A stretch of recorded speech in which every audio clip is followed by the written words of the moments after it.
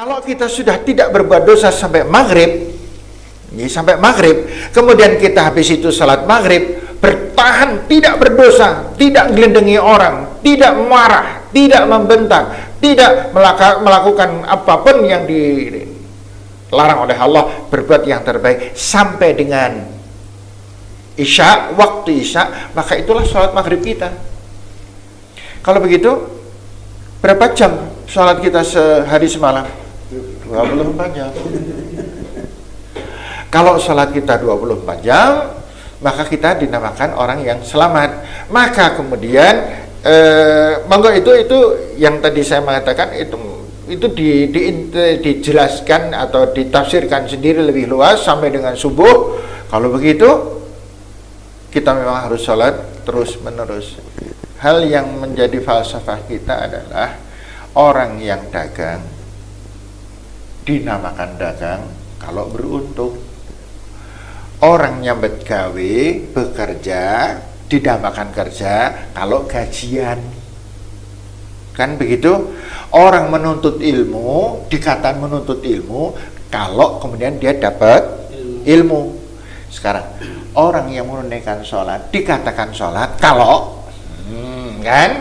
kalau dia bisa menghindarkan diri dari dosa dan bisa menghindarkan diri dari kemaksiatan dan bisa melakukan hal-hal yang terbaik yang kemudian diponto-ponto istilahnya oleh Allah, yaitu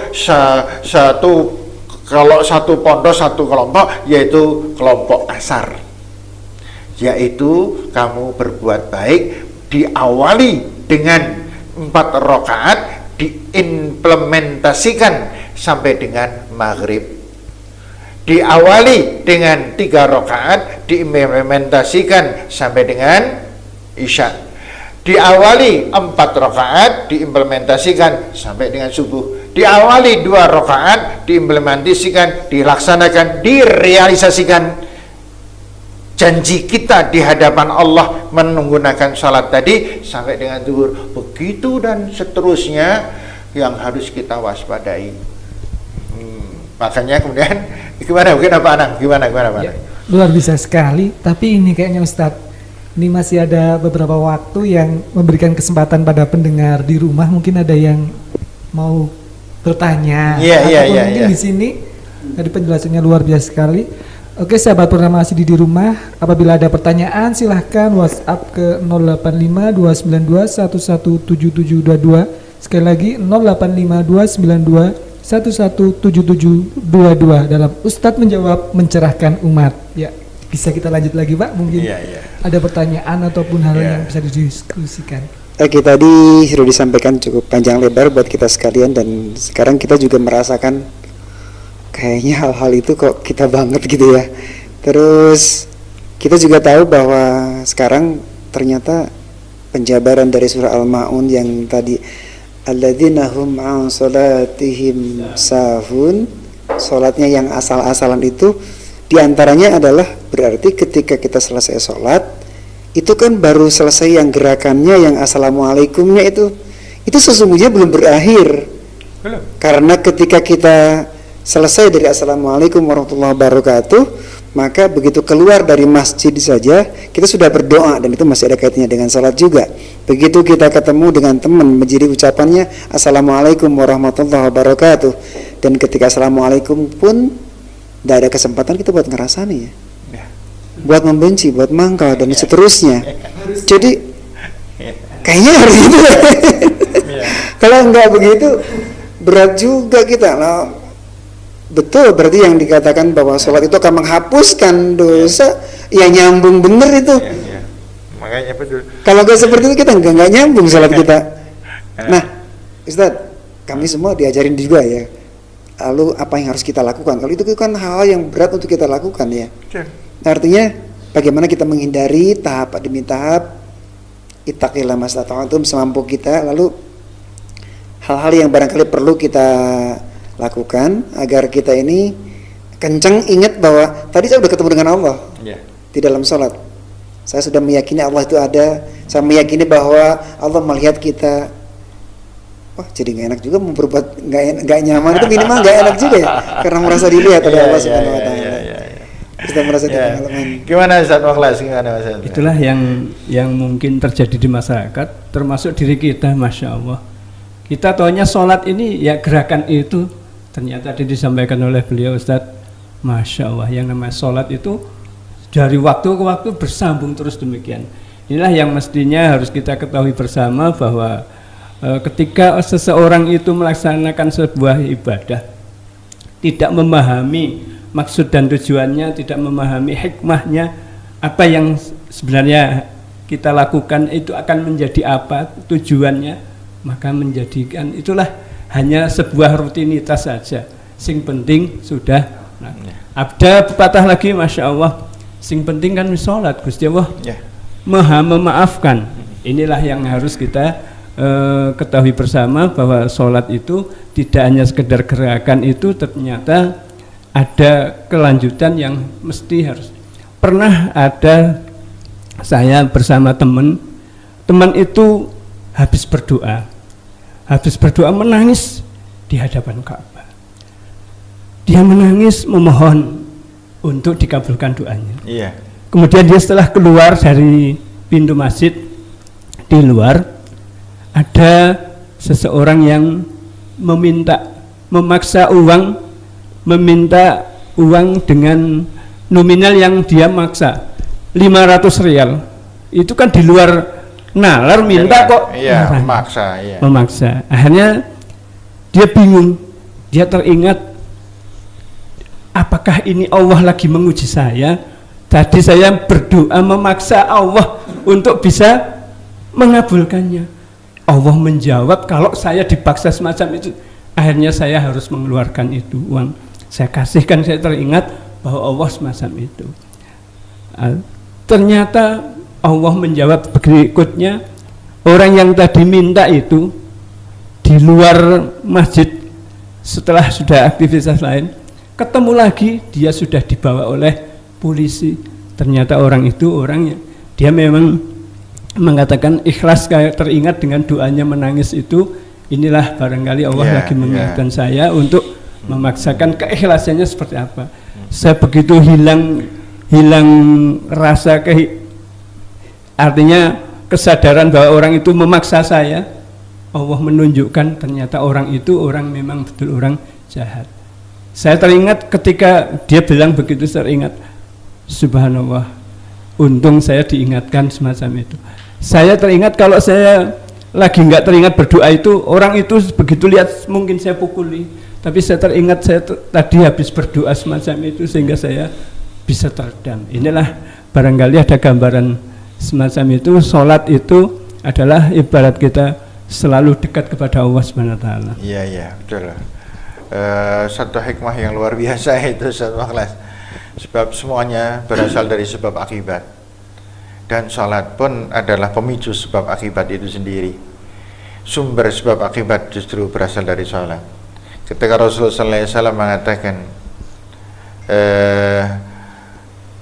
di dalam sebuah hadis, Rasulullah SAW mengatakan, innama awwalu ma yuhasabu bihil abdu yaumal qiyamah as-shalah. Yang pertama kali dihisab adalah sholat.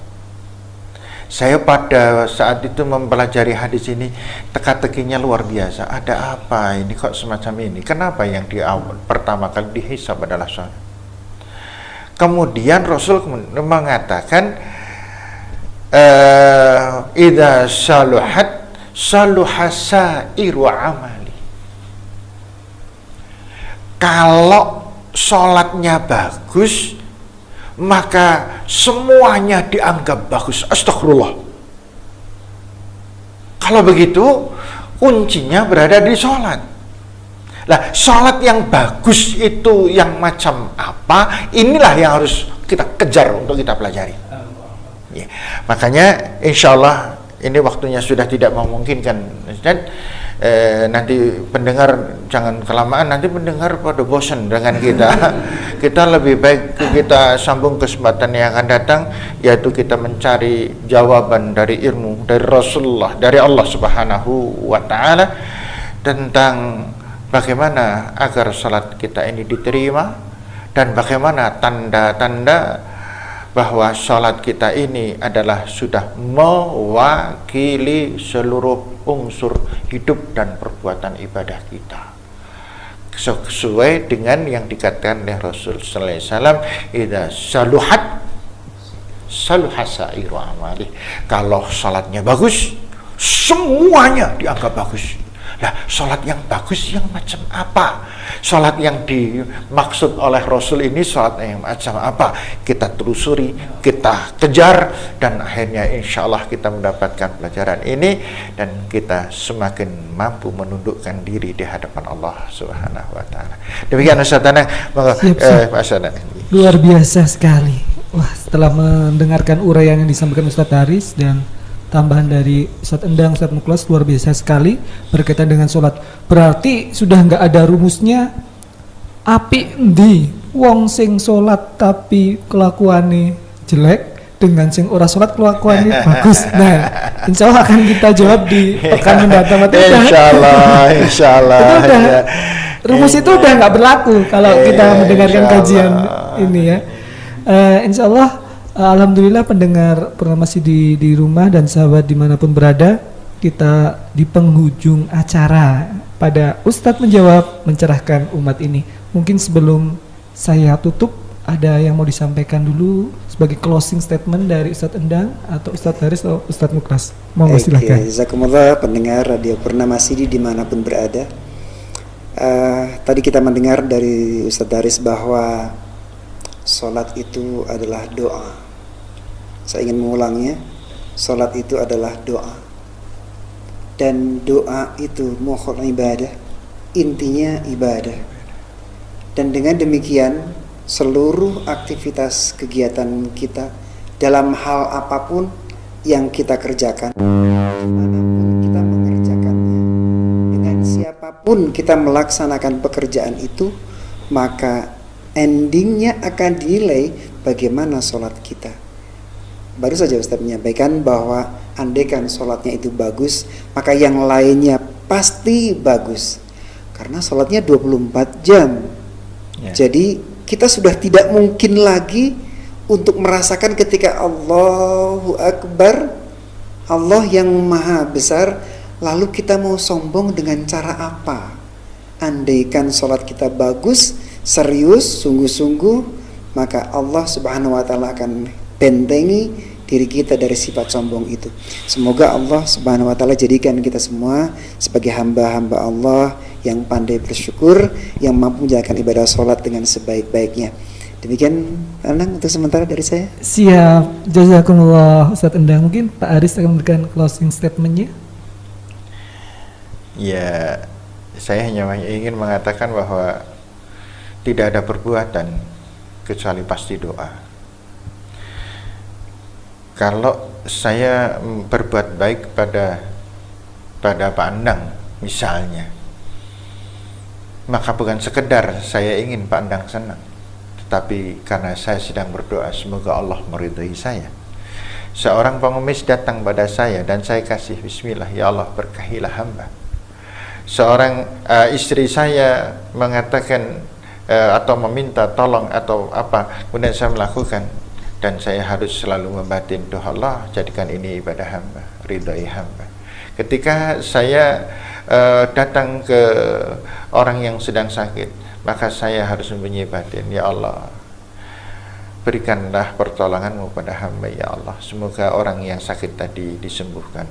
Demi Allah, para pemirsa sekalian, hanya perbuatan-perbuatan baik yang bersifat doa mengharap dari Allah sajalah yang diterima oleh Allah Subhanahu wa Ta'ala.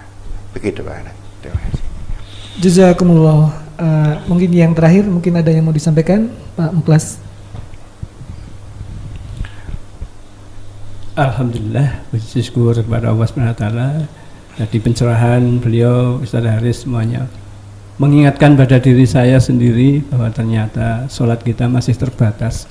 Sholat kita hanya sebagai rutinitas. Maka mari kita bersama-sama bahwa sholat itu ternyata tidak hanya sekedar 5 menit atau 2 menit, tapi 24 jam. Oleh sebab itu mari kita senantiasa untuk belajar dan belajar mengetahui sholat itu adalah sholat sebagaimana sholat yang beliau sampaikan tadi. Maka kuncinya ketika orang itu akan ingin selamat, maka bagaimana sholat itu. Demikian yang bisa tambahan dari saya. Baik, terima kasih sahabat Purnamasi di rumah dan pendengar dimanapun berada. Tiba di penghujung acara pada kesempatan kali ini. Ternyata sholat memang istimewa, bahkan perintah sholat pun istimewa, karena Nabi Muhammad SAW langsung dipanggil oleh Allah ke Sidratil Muntaha. Pendengar di rumah, kita akhiri pada kesempatan kali ini. Tapi apabila ada pendengar yang ingin mengajukan pertanyaan, bisa WhatsApp di 085-292-117722 085-292-117722. Saya Nanang Rosid undur diri pamit pada acara Ustadz Menjawab Mencerahkan Umat. Marilah kita tutup dengan doa kafaratul majlis. Bismillahirrahmanirrahim. Subhanakallahumma wa bihamdika asyhadu an la ilaha illa anta astaghfiruka wa atubu ilaik. Wassalamualaikum warahmatullahi wabarakatuh. Waalaikumsalam warahmatullahi